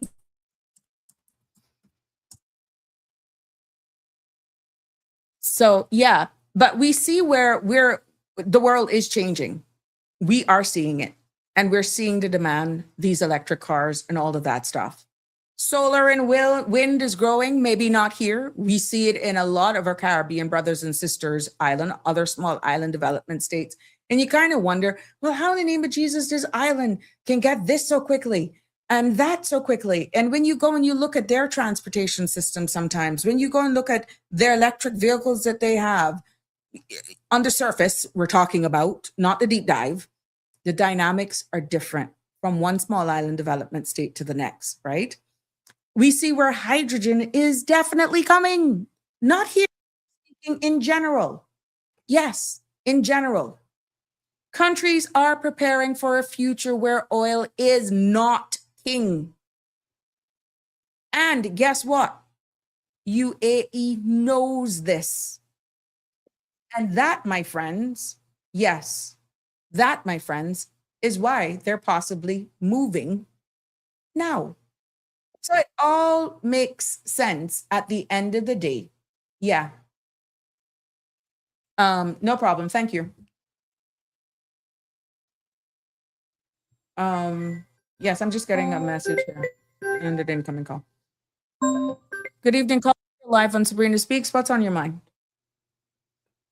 Hello, Sabrina. How are you? How are you? Well, I was going to say, how are your listeners, but they can't answer me. But I just let me just. They'll answer you. You'll see the comments on there. You will see the comments, or my ear will be burning after the show. Will start coming in. You know that. Oh, well, we want to answer you. Who are you to tell us we can't answer? We can. Exactly. Go ahead. Well, go on your mind. Very, very interesting topic. One of the things that when things like this happen to me, like the whole thing about the UAE, is I try to think of what is happening behind the scenes. Mm-hmm. Now, I have no evidence of this at all, but I know how these things work. Mm-hmm. The chances are that, and in a sense, it doesn't matter to Cayman, right? But but it's just interesting to note that my gut feeling is that the United States are the ones who have told UAE, come on. If you pull out of OPEC, you can produce more oil, you can sell more oil, and you can also hopefully get a good price. Mm-hmm. You should not be beholden to Iran after all they've bombed you, you know. So why are you trying to be nice to that organization? So, and it is, I think, part of the broader strategy to weaken Iran, because you remember that Iran has been selling more oil now since the war began than even before that. And they have been making even more money because they've been able to sell oil to China and other places. And it has sort of like backfired a little bit, this whole thing about the war. So this is part of the broader plan to weaken, this is part of Trump's plan to weaken Iran. Just like in the Caribbean, a lot of countries which were cooperating with Cuba, suddenly they've withdrawn the doctors and reducing cooperation. And that is because, again, the United States has told them, hey, look, we want to squeeze Cuba. So that's one thing that we need to understand. It is part of the big geopolitics. I am not even, in a sense, I'm not even criticizing it, because I'm just acknowledging that this is the way it is. All countries try to look after themselves. Sometimes they do it behind the scenes, sometimes they don't. Now, about the fossil fuels, this is always very, very interesting.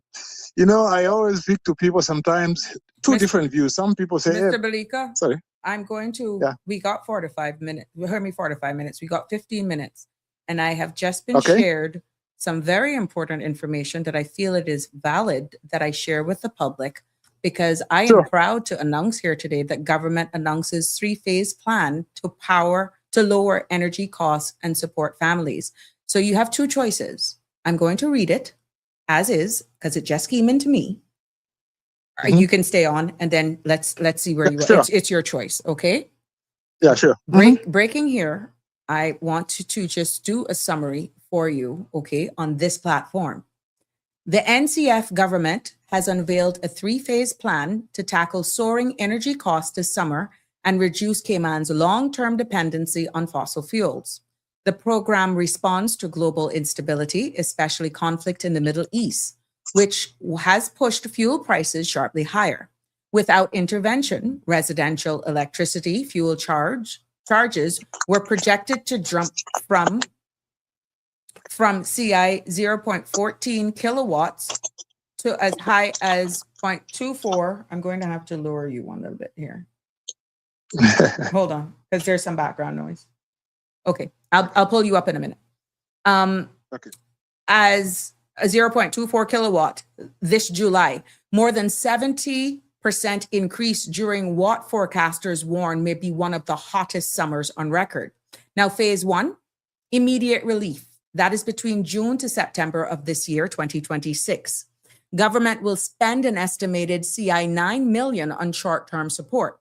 Fuel import duty on gasoline, diesel, and propane will be waived for 4 months. CUC and Island Energy will cap the residential electricity fuel charge at CI 0.18 kilowatts, automatically benefiting nearly 90% of households using 101 to 2,000 kilowatts monthly. A special pathway will assist large families and medically vulnerable residents. Now, average households could save up to $105 to $120 per month. Now, phase 2, which is medium term, and that is from 2027 to 2028, home energy efficiency. Government will relaunch and expand the Share Retrofit program, prioritizing spray foam roof installation and later supporting upgrades for more efficient air conditioning units and fans. The goal is to permanently reduce household energy consumption and lower bills regardless of global fuel prices. Phase 3, long-term, 2027 and beyond, transition to solar. To address Cayman's structural vulnerability, near total reliance on diesel generation, the government will accelerate solar energy development in line with the national energy policy. Expanding utility scale and residential solar aims to stabilize long-term costs, reduce exposure to oil prices, shocks, and support cleaner, more resilient power generation. Now, leadership positioning. Government ministers emphasize that the plan balances immediate relief with long-term reform, describing it as responsible, evidence-based, and focusing on protecting families, public health, and economic stability. Utility partners CUC and Island Energy express support, noting that solar generation offers significantly lower cost energy, and that the summer relief will help customers during the peak consumption month. Now, there is a phase 1 guide at a glance where, the fuel duty on gasoline, propane, then you got the fuel cost cap again versus, so there you have it. There is these phases that government is doing to try and help us. And we just got to give God thanks. Thank you for sharing that with us. And we will definitely be sharing more. There is also a video, but I'm having some problems uploading that. So we'll go back to our caller. What do you have to say on that, caller? Well, it's interesting, actually. I was just going to move into that general area about fossil fuels, So I must congratulate the government for being able to do this. I think Kenneth Bryan was also talking about it today together with Roy Tatum on OC Show. It is a good thing to do. This is part of a broader debate, as you know, right? There are some people who are saying, well, why are you bothered about solar? Because fossil fuels will still be here in 100 years, in 200 years. Mm-hmm. Okay, but there are some people who say, look, the oil that we're using out of the ground now took thousands and thousands and thousands of years to develop. Mm-hmm. And we are consuming it at a rate that it is far quicker than than it took to develop it. Okay, Right. like stuff which, for example, took 5 to 10,000 years, 20,000 years to develop, we are consuming it in 10, 15 years. So you can't keep assuming that more oil is going to be discovered. Now, if more is discovered, so much the better. But do you want to take that risk? Right. So I just think that it is good that government is promoting solar, as well as trying to reduce the cost of things. But at the end of the day, you know, this reminds Cayman that Cayman is still a country which, in a sense, it's not a developed country. It's a country with a very high standard of living. Yeah. And a lot of people still say, "Oh, but you see, we are not a developing country. You are a developed country." No. I agree with Mr. McKeever Bush, who has been beating this drum to say, "Look, Cayman is a high standard of living. We can't run away from that. But is it a developed country? Until you've got a certain degree of economic independence, you can manufacture things, you can do innovation in a number of areas. You can't say you are a developed country, because something could happen which is really big and everything could go down. Now, I think that's unlikely to happen anytime soon. But let me remind people of one thing. You remember, I don't know, this was about 2015 or thereabouts, 2014, when the UK said, we want all the registers to be open now. You know, this, what was the official term for it? Public register. Yeah. Okay.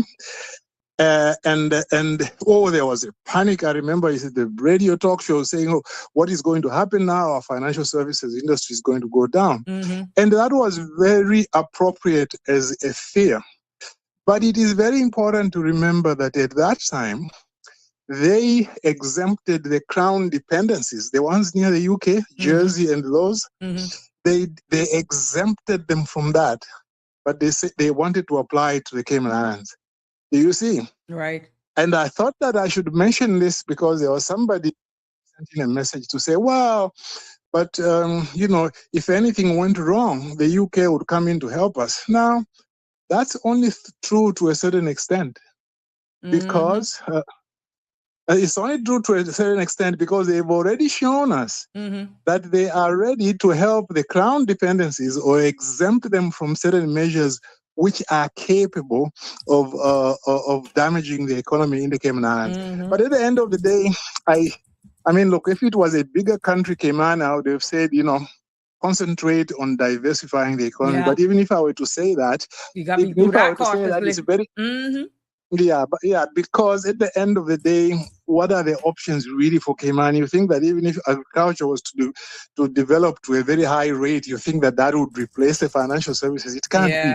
But it just helps people to understand that if there are any alternatives, even small things, it is good to develop them. Before I close, there is when I was growing up, I grew up in Africa, and we were told there point blank, you got political independence, but until you've got economic independence, your independence is totally meaningless. Correct. And Kwame Nkrumah, the first president of a black African country south of the Sahara, the first to get independence, he wrote a book called Africa Must Unite and a book called Neocolonialism to say, let us all unite and increase our bargaining power in relation to the rest of the world. You know what happened to him?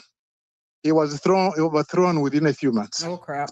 But those are some of the reality. The landscape and the environment wasn't as, I would say, as unstable and unpredictable as it is. So maybe it's a new era, different heads at the wheel. Let's see.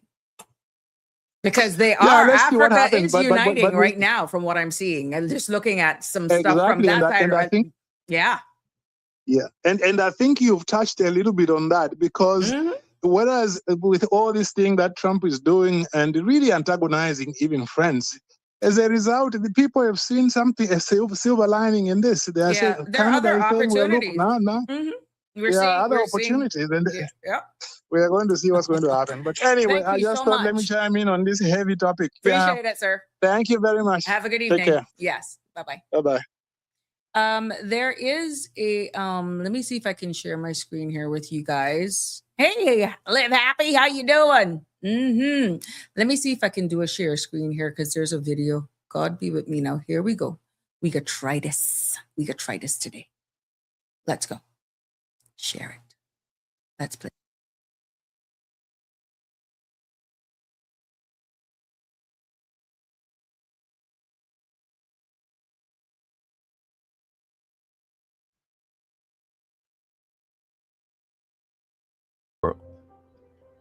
We acknowledge MP McTaggart's motion. We know this has been on the government's mind and also has been on the opposition's mind. I even spoke to MP McTaggart last night and thanked him for his motion, but we knew we had to go further. I'm pleased to confirm that we are going to act before the summer bills arrive, not after. This is not simply a crisis response. It is the first step in a long-term plan to make Cayman's energy system more efficient, more resilient, and more affordable for every household. We are dealing not just with symptoms, but with the root causes. The NCFC government has put together an approximately $9 million relief package that will benefit households in multiple ways. A direct subsidy to lower electricity bills, help at the pumps, and with propane for cooking. The fuel charge cap of 18 cents per kilowatt hour is grounded in a decade of historical data. By delivering automatic relief to 90% of residential electricity customers, we avoid the delays of individual applications and return money to people's pockets quickly. That is fiscal responsibility in practice. Spending where it matters, with evidence to back every decision. Our summers are getting hotter, and the threat of heat-related illness is growing. Forecasters are warning that this will be one of the hottest summers in years, while global fuel prices are spiking. This will impact our elderly residents, young children, those with chronic health conditions, and the most vulnerable in our community.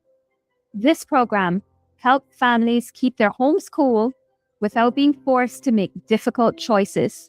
Protecting people's health and protecting their pockets go hand in hand. There we go.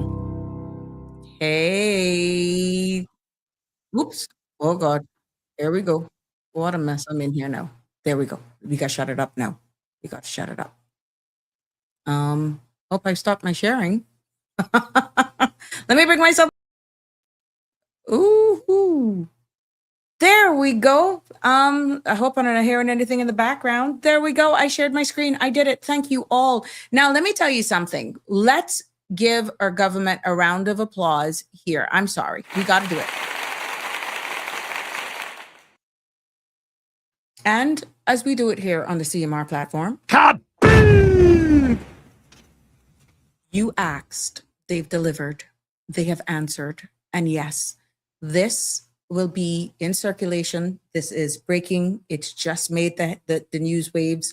And let's see. So we can only say thank you for hearing our cries. Thank you for making a step. Thank you for realizing what our people are feeling and will be experiencing, and for all of the questions, the what ifs. I hope that this have answered your questions.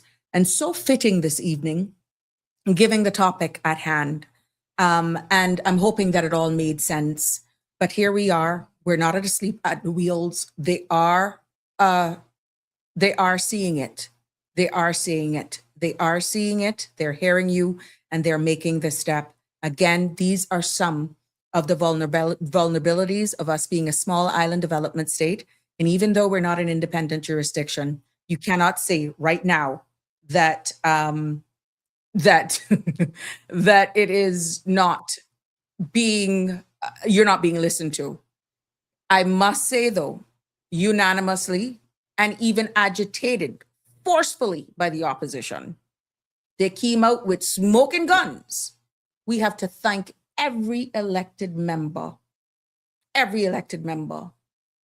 And this is one thing where we see unanimous uniting, where when we all work together, yes, where we can all work together as one, because every constituency will feel this. And at the end of the day, why not? Why not? But tonight we talked about global headlines. Thank you, Tartarian. Thank you, Miss Melita. Thank you so much. I got it. Oh, my heart went remote. I thought it was a hot flash, but it wasn't. I was nervous that I was sharing the wrong screen. Oh my God, this is so funny. It's so funny. Miss Melita, she not lying, you know. I'm already come home wet from sweat. Thank you, Tartarian.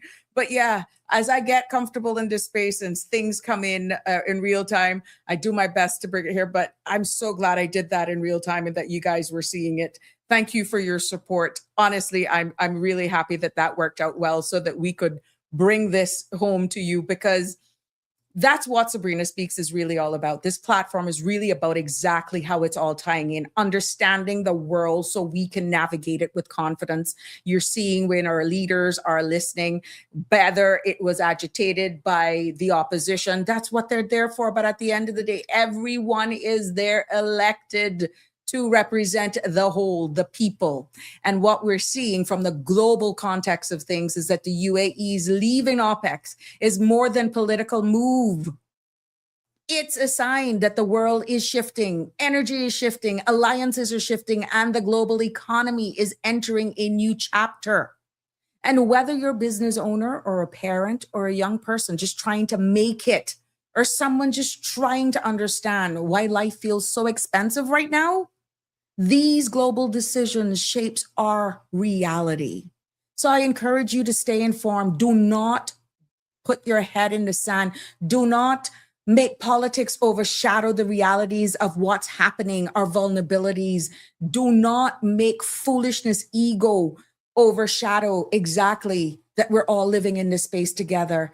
Whether you're part of CARICOM, whether you're a BOTC, whether you're independent, we are all one at the end of the day. Lisa Brightly, to God be the glory. This is great news. Sabrina, God bless our government, and to all the other members of Parliament. Connie is saying, thanks to you, Auntie Sabrina Speaks, a kinder, gentler world. Chevy, Danny, Mr. Belika, especially you, Auntie, for leading the bus for space for our voice. Oh, Connie. And I must say, kudos to all of the agitators, even in the opposition. Kudos to them. And they say, Kenneth got big mouth. It is what it is. Sometimes we don't understanding him. But this is where you're seeing a collective good for the greater good. So we'll keep our eyes locked on the debate. Yeah. And I'll do a recap of what happened today. I'm in overtime. I'm probably stepping into somebody else's time. Thank you for joining me on for this episode of Sabrina Speaks. More when we come back. I'll talk about that. Just give you a synopsis, whether or not that bill is going to be removed or not, but to let you know what got the wheels going on that, in case it was something that you overlooked and didn't know. I'll just do a short synopsis. So bear in mind, it was Mr. Roy McTaggart that brought the motion. It was seconded by MP Kenneth Bryan from Georgetown Central. So congratulations for everybody. This is one time that we have to say, Cayman Islands, we did it. We did it. So all of us have to thank you for all of those who both sides listen. That's the key takeaway here. It has been a pleasure bringing you this episode. Love you all a lot. God bless. Be safe on the road. See you tomorrow for another exciting episode of Sabrina Speaks. That's a wrap for today's edition of Sabrina Speaks. Thank you for tuning in and for being part of the conversation. Remember, the dialogue doesn't stop here. Stay engaged, stay informed, and most importantly, stay empowered. We'll be back tomorrow at 5 p.m., same time, same place, right here on CMR TV and radio, where your voice matters and your truth is heard. Until then, Cayman, take care of yourself and each other. That's it for today's edition of Sabrina Speaks, where your voice matters, your story counts, and your truth is always welcome. Join us weekdays from 5 until 6:30 p.m. right here on CMR TV as we dive into the topics that matter most to you. Catch the show live or on demand at cmrtv.com. And don't forget to follow us on Facebook, YouTube, and Instagram so you never miss a moment. Until next time, stay informed, stay engaged, and always speak your truth.